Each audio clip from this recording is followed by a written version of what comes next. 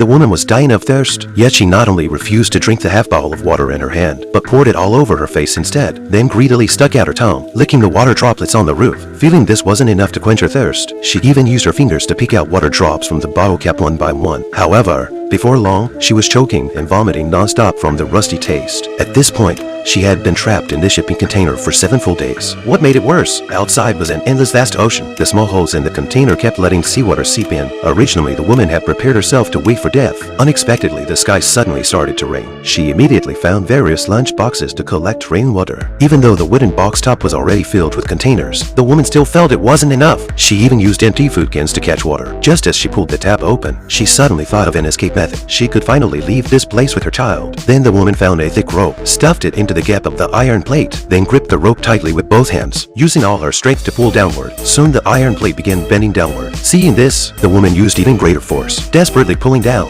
The iron plate was finally torn open by her. Outside, sunlight poured onto her face. Tears couldn't help but flow out. Soon the woman climbed up with her child. Although there was still an endless ocean before her eyes, her heart was filled with infinite hope. Next, the woman changed the baby's diaper and casually threw it into the sea. What she didn't expect was the diaper actually attracted many schools of fish. This made the woman overjoyed. She wanted to reach out and catch them, but the distance was too far to reach. So the woman made a fishing spear, but due to lack of experience, after trying several times, she couldn't catch a single fish, finally exhausting herself completely. Just then, the woman suddenly spotted an airplane at 30,000 feet. She wanted to shout for help, but this had no effect whatsoever. So she crawled back into the container, smashed a mirror, planning to use the mirror's reflection to attract the plane's attention. But just as the woman was climbing out of the hole, she accidentally cut her thigh. She ignored the pain, immediately held up the mirror to reflect sunlight toward the sky, but this still had no effect. After the plane flew away, the sharp pain in her leg hit her. She quickly returned to the container, took apart a television, extracted a small component from inside, then took out a bottle of liquor, poured it directly on the wound. This piercing pain nearly made the woman pass out. The next day, to catch fish, the woman wove earphone wires into a fishing net, then put the baby's diaper into the net. Soon, a large fish slowly swam to the center of the net. The woman seized the moment and scooped the fish up in one motion. Finally, she had a full meal.